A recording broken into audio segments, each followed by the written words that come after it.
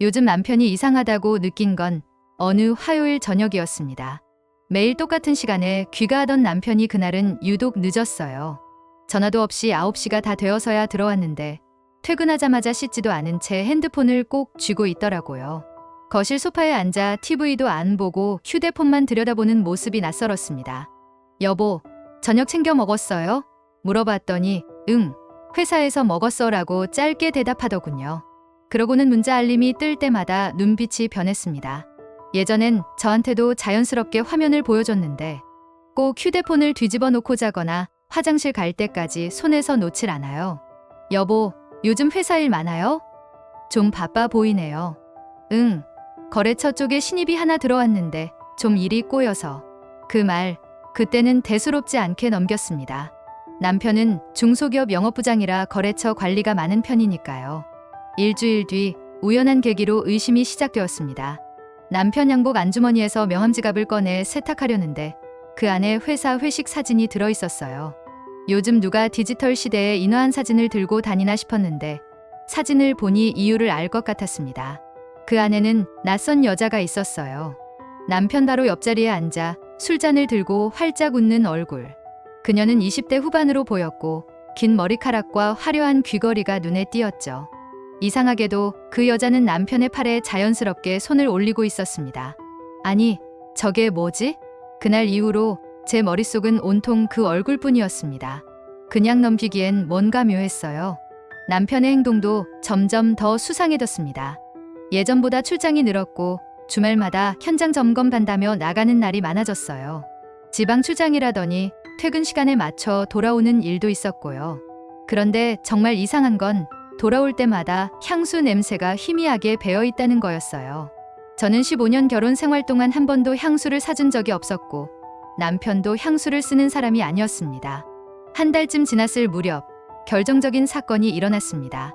퇴근하고 집 앞 우편함을 열었는데 남편 이름으로 온 청첩장이 들어 있더라고요. 봉투를 뜯어보니 남편의 회사 동료 결혼식 초대장이었어요. 그런데 신부 이름을 보는 순간 눈이 번쩍 뜨였습니다. 김지영. 그 이름이 낯설지 않았어요. 회식 사진 뒷면에 적혀있던 이름이었거든요. 바로 그 회식 사진 속 여자, 그 여자가 결혼을 한다고요.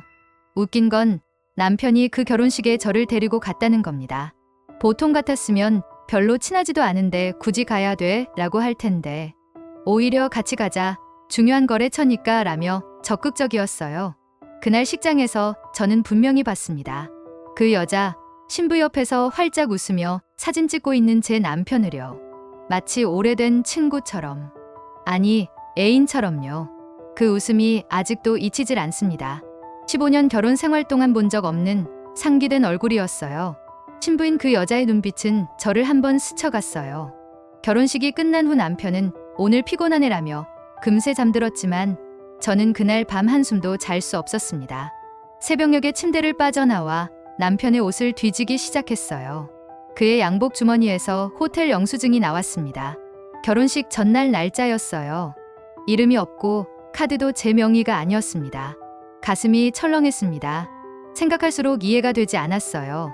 그 여자는 결혼을 하면서도 내 남편과 관계를 유지했던 걸까요? 아니면 결혼 직전에 작별 인사를 나눈 걸까요? 어느 쪽이든 남편의 배신은 분명했습니다. 그날부터 저는 증거를 모으기 시작했습니다.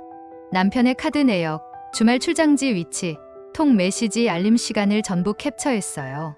남편 휴대폰 잠금 화면도 몰래 확인해봤지만 패턴이 바뀌어 있었습니다.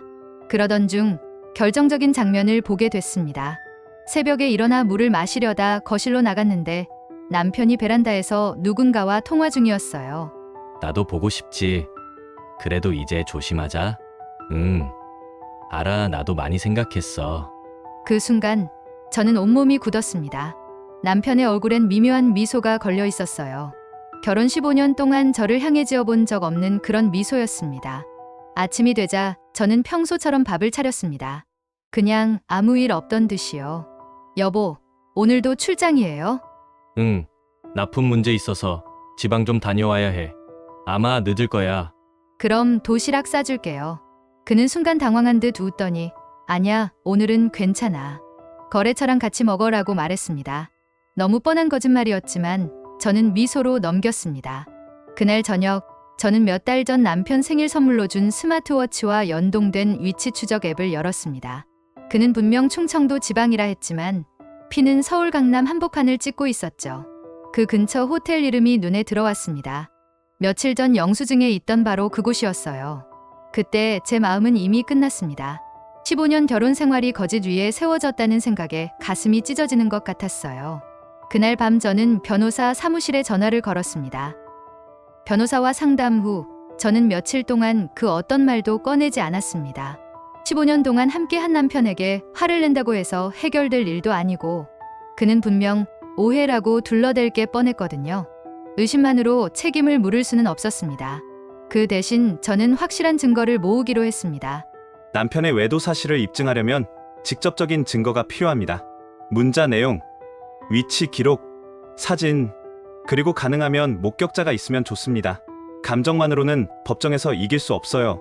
그 말을 들으니 오히려 머리가 맑아졌습니다. 숨막히는 분노와 배신감 대신 차분한 계획이 필요한 시간이었습니다. 그날 오후 저는 사설탐정에게 연락을 했습니다.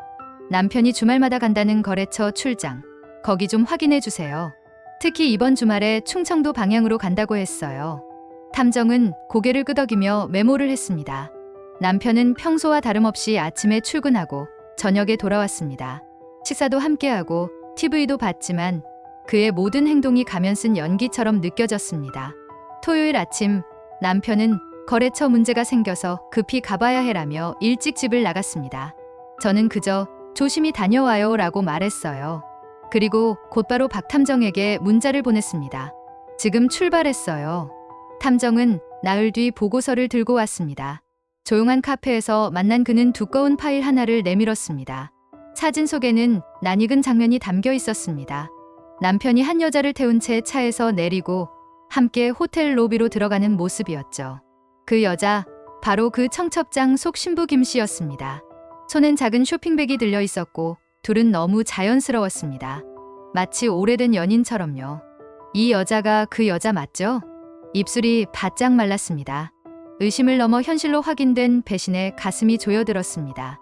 사진 속 남편은 제가 아는 그 사람이 맞는지 의문이 들 정도로 생기 있고 행복해 보였습니다.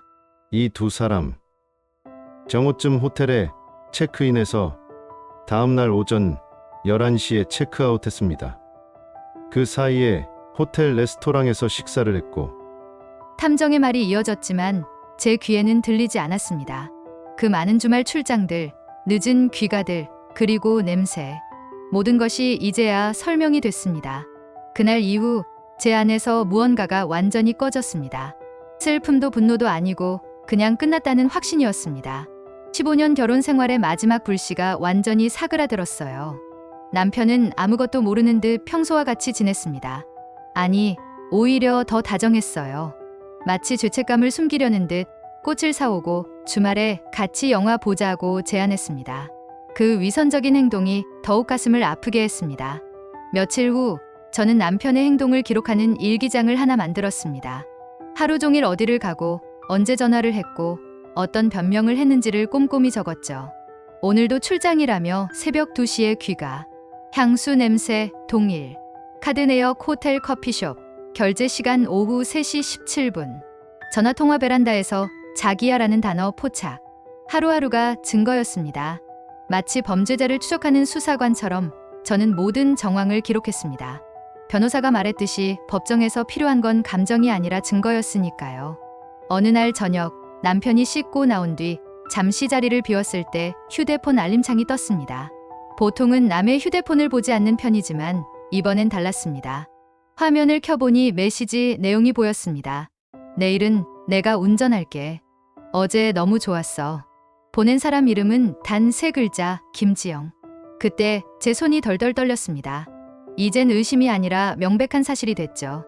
게다가 그 여자는 결혼까지 한 상태였습니다. 다른 가정까지 파괴하면서 이어지는 불륜이라니 이해할 수 없었습니다. 그 다음 주 저는 직접 그 여자의 회사 근처로 갔습니다. 탐정의 보고서에 따르면 점심시간쯤이면 남편이 자주 그녀를 만난다고 했거든요. 제 차를 멀리 세워두고 선글라스와 모자로 변장한 채 지켜봤습니다.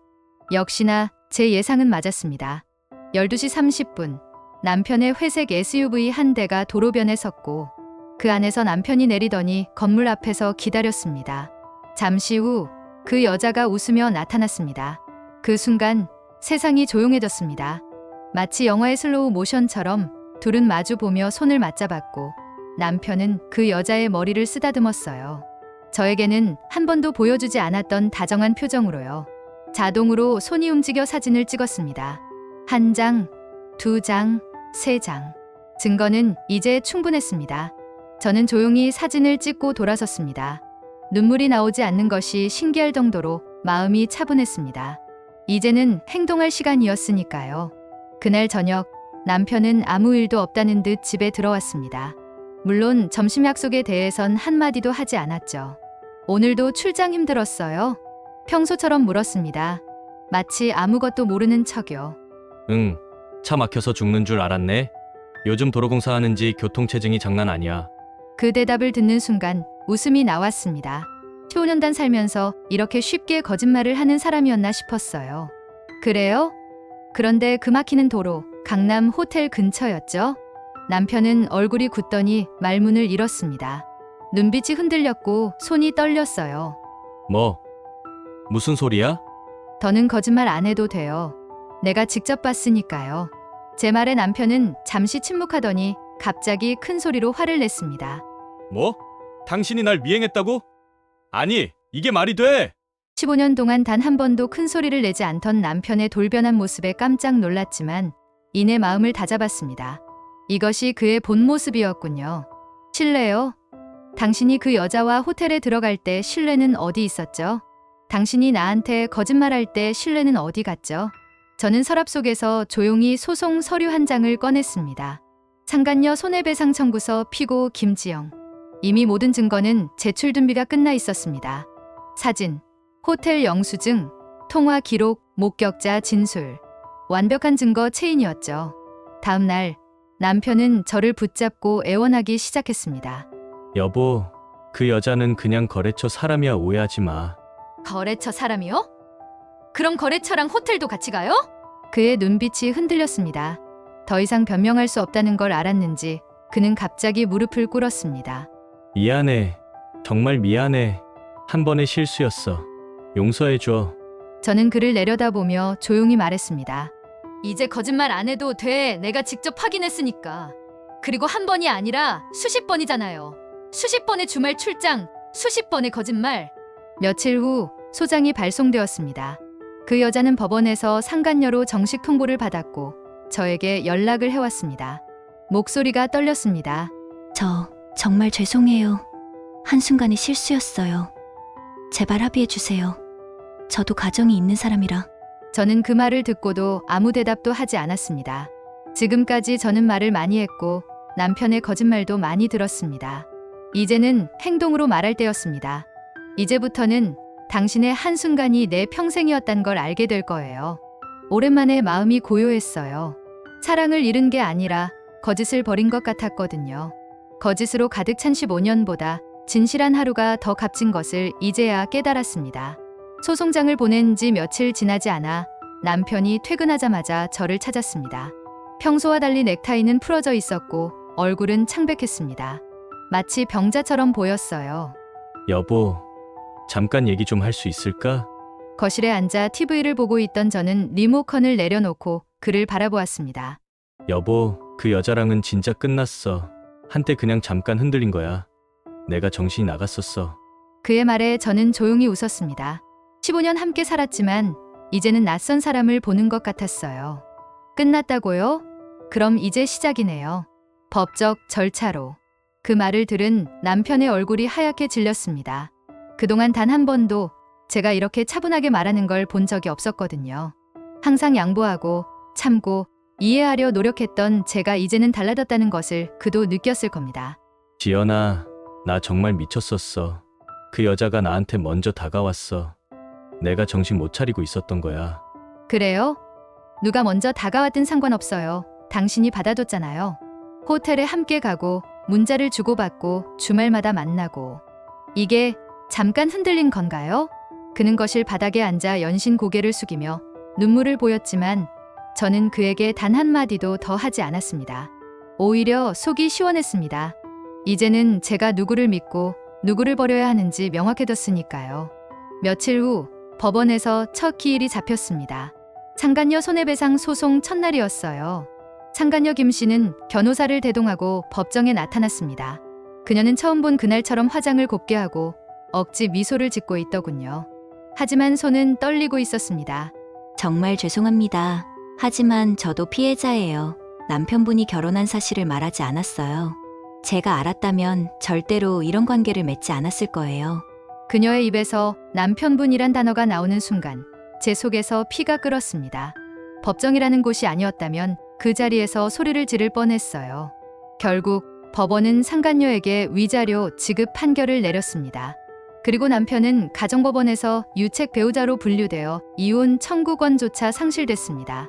판결문을 손에 쥔 날 저는 말로 표현할 수 없는 묘한 해방감을 느꼈습니다. 이제 정말 끝이구나. 법원 계단을 내려오는데 남편이 기다리고 있었습니다. 그의 얼굴은 완전히 달라져 있었어요. 한 달 새 10년은 늙어 보였습니다. 지연아, 이제 어떻게 해야 하지? 당신 문제예요. 더 이상 제가 책임질 일 아니잖아요. 그날 밤 김 씨에게서 메시지가 왔습니다. 판결 후 처음으로 직접 연락해온 것이었어요. 정말 죄송해요. 저도 이제 이혼 당하기 직전이에요. 남편이 모든 걸 알게 됐어요. 한순간의 실수였어요. 제발 용서해주세요. 저는 단 한 줄만 보냈습니다. 당신의 한순간이 내 15해였어요. 그 이후로 그녀는 어떤 연락도 하지 않았습니다. 어쩌면 그녀도 이제는 제 마음을 이해했을지도 몰라요. 모든 것을 잃어본 사람만이 그 아픔을 알 수 있으니까요. 남편은 이혼 소송이 진행되는 동안 회사를 그만두었습니다. 소문이 퍼졌거든요. 상사와 직원들 사이에서 상간녀에게 돈까지 빼앗긴 남자라는 이야기가 돌았다고 합니다. 이제 그는 회사에 갈 면목도 없었던 거죠. 그는 제게 마지막으로 찾아와 무릎을 꿇었습니다. 눈가에 주름이 깊게 패인 그의 얼굴은 더 이상 제가 알던 남편 같지 않았습니다. 지연아, 나 다시는 그러지 않을게. 정말 미쳤었어. 다시 시작하자. 저는 그의 눈을 똑바로 바라봤습니다. 이제 더 이상 미움도 분노도 느끼지 않았어요. 그저 낯선 사람을 보는 것 같았습니다. 이제 와서 무슨 소용이에요. 당신은 한때 내 전부였지만 지금은 내 과거예요. 이제 우리 사이에는 아무것도 남지 않았어요. 그 말을 남기고 돌아서는데 제 마음이 단 한 점도 흔들리지 않았습니다. 그동안의 눈물, 분노, 불면의 밤이 한순간에 스쳐갔지만 후회는 없었어요. 15년의 결혼 생활이 거짓과 배신으로 끝났지만 적어도 제 선택으로, 제 의지로 이 모든 것을 마무리했다는 사실이 위안이 되었습니다. 한 달 후 가정법원에서 이혼 판결이 확정되었습니다. 그리고 며칠 뒤 제 통장에 입금 문자가 떴습니다. 잠시 화면을 바라보다가 웃음이 났습니다. 돈이 중요한 게 아니었어요. 이건 제 복수의 결과물이 아니라 제 삶의 회복 증명서였죠. 속아온 시간, 배신당한 감정, 그리고 제가 다시 일어서는데 필요했던 모든 노력의 대가였습니다. 저는 남편의 물건이 남아있던 방을 정리했습니다. 박스에 옷가지와 책, 기념품들을 담았어요. 서랍 속엔 결혼식 사진이 한 장 남아있었어요. 사진 속의 저와 남편은 참 행복해 보였습니다. 제가 흰 드레스를 입고 그가 턱시도를 입은 채 서로를 바라보며 웃고 있었죠. 그 사진을 조용히 갈라 쓰레기통에 넣었습니다. 저는 오랜만에 커튼을 활짝 열고 창문을 열었습니다. 차가운 바람이 방 안으로 밀려들었지만 이상하게 따뜻했어요. 손에 들린 커피잔에서 김이 피어올랐고 저는 거울 속 제 얼굴을 바라보며 조용히 웃었습니다. 눈가에 주름이 생겼지만 눈빛은 더 맑고 강해졌어요. 이제 어떤 거짓말도 저를 속일 수 없을 것 같았습니다. 그리고 새롭게 구입한 다이어리를 펼쳤습니다. 첫 페이지에 이렇게 적었어요. 나의 두 번째 인생, 첫 번째 날. 창밖으로 별이 빛나고 있었습니다. 이제 저는 누구의 아내도 아닌 그냥 저 자신으로 살아갈 준비가 되었습니다. 그리고 그것만으로도 충분히 행복했습니다.